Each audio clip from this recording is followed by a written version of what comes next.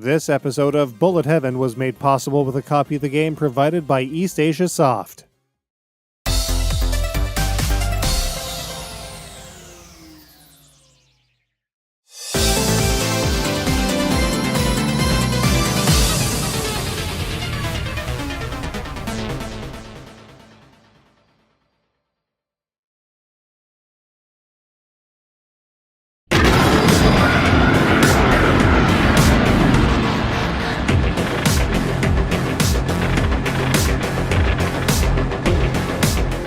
EastAsiaSoft sure has a lot of neat indie shooters in its Play Exclusives line, and some of them are pretty incredible.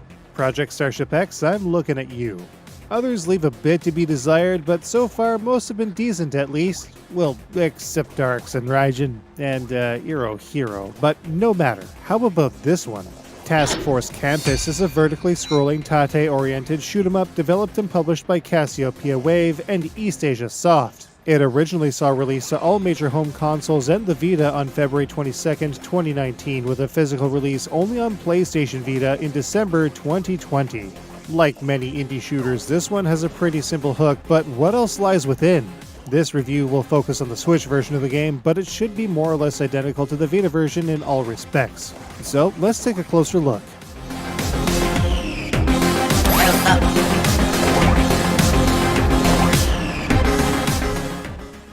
Force Kampas keeps things real simple with typical movement handled by the left analog stick or D-pad. Regardless of which is chosen though, movement is handled in an all-or-nothing digital manner in 8 directions. Only one other button is used, and that's for the pew pew pew. Well, 2 we suppose, but the Y and R buttons do exactly the same thing.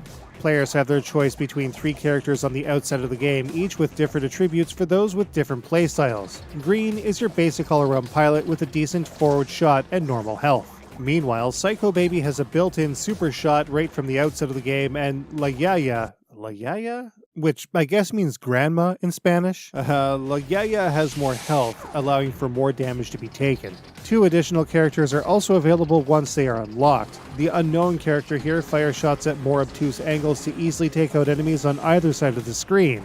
And then there's the Coco King, who does not fire at all, but has a large swath of smaller Cocos that follow him around and do the dirty work for him automatically, albeit with very limited range.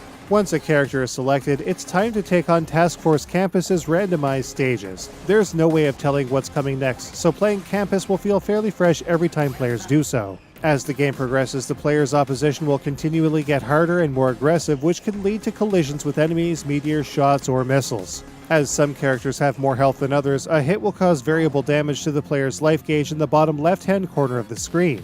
A barrier will deploy, allowing players to resituate themselves, but it won't last for very long. Once it drops, players can recharge their life gauge so long as they don't fire.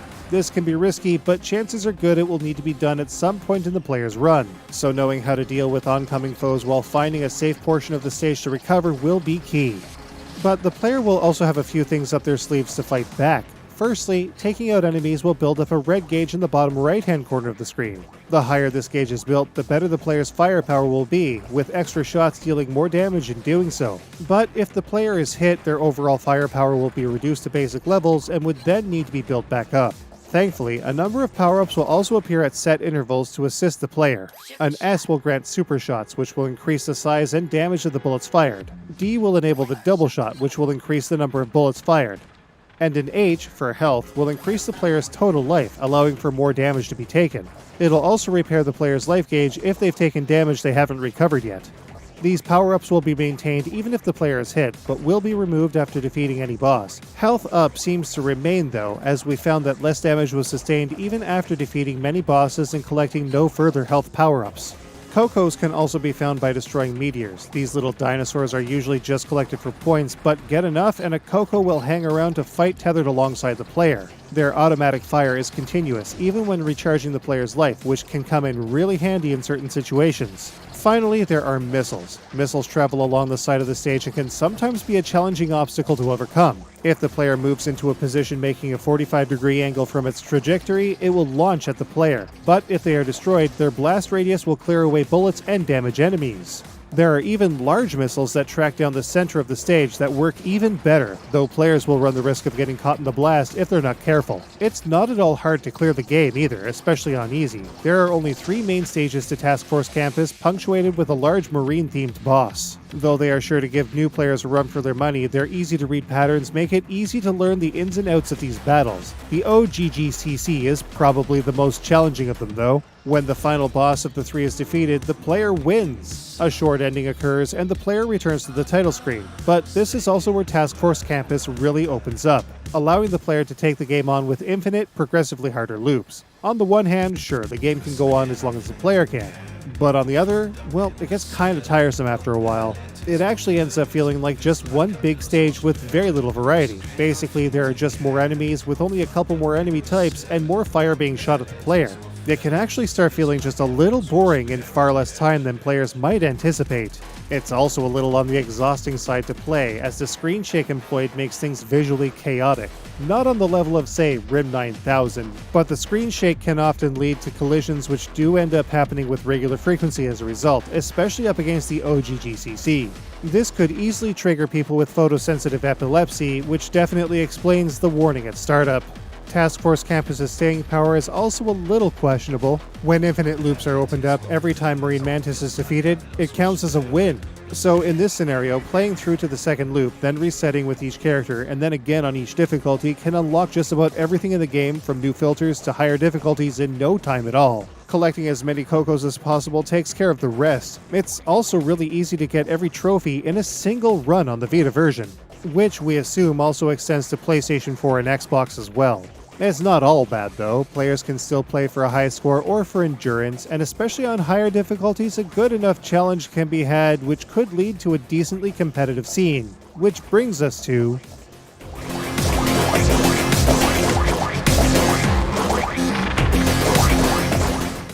the scoring, which is pretty basic in Task Force Campus, with a lot of the players' points coming from enemy destruction.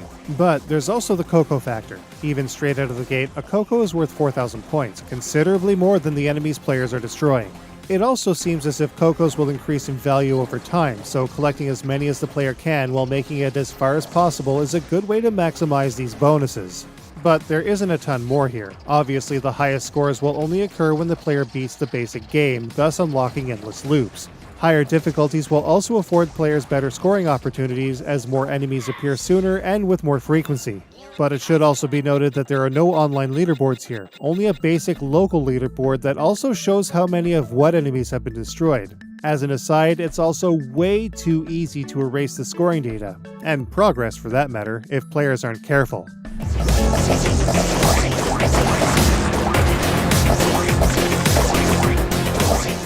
We wish we could sing Task Force Campus's praises when it comes to its presentation, but in truth there isn't a lot to go on here.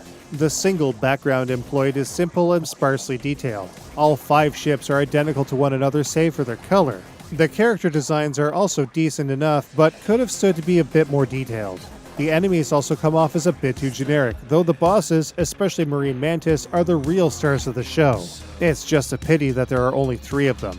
The sound is also a little mixed. Generally, it's all passable stuff, though a few annoying effects like the one employed for death leave a lot to be desired. We liked the VO for power-ups and the little effect for the Cocos though. As with the visuals, Marine Mantis is where the very best track in the game is found.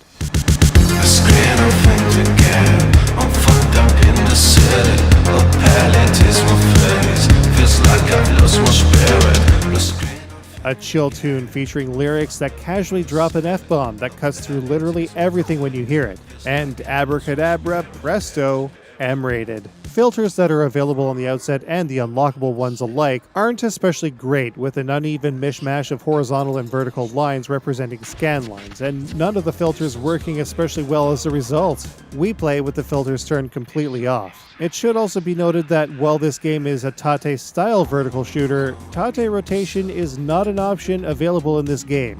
Huge miss. Task Force Campus's menus are simple enough to navigate, though again it can be extremely easy to annihilate all of the progress a player has made by pressing the wrong button on the wrong screen. One thing sorely missing from the Switch version is a set of trophies or achievements as found in PlayStation Vita, PS4, or Xbox. These versions give players just a little more to do, though again, a single good looping run is all that's needed to get them all. So, how does Task Force Kampas stack up? Let's take a look.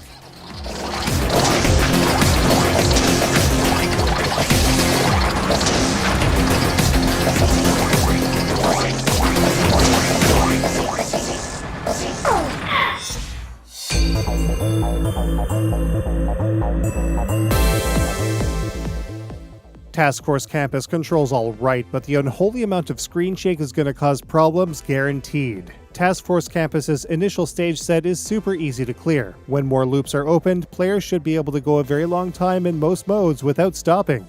With only 3 stages that feel like one long stage in the end, and no online leaderboards and limited replayability outside of score chasing, Task Force Kampas has little staying power. The pixel visuals are good in Task Force Kampas, but a general lack of enemy and stage variety is visually boring. The sound effects generally work well though, and the music is good, but the Marine Mantis theme is a real humdinger. Though it employs randomized enemies and interesting power-up and health mechanics, there isn't a lot here that makes Task Force Kampas feel particularly engaging, especially once players find their groove. Task Force Kampas is about $8 making it of low cost, but players may not want to stay with it long enough to justify its price. We're all for new indie shooting games with a randomized twist. Just look at Project Starship X. But some games obviously do it better than others. Still, Task Force Kampas was a good enough time, and we may yet revisit it again someday on a future livestream. Until such a time though, we'd rather be playing Project Starship X. With this in mind, Task Force Kampas gets a 3 out of 5. You can get Task Force Kampas on the Nintendo eShop, Xbox Store, or PlayStation Network for PS4 and, for now, the PlayStation Vita for about $8. You know what I could use a little more of? A little thing called Heavy Machine Gun. I'm sure we can scrounge up some of that in Metal Slug XX for PlayStation 4 in episode 297 of Bullet Heaven. Then it's on to another Pixel Heart joint with Run and Gunner Tanuki Justice for Nintendo Switch in episode 298. See you all in the next episode.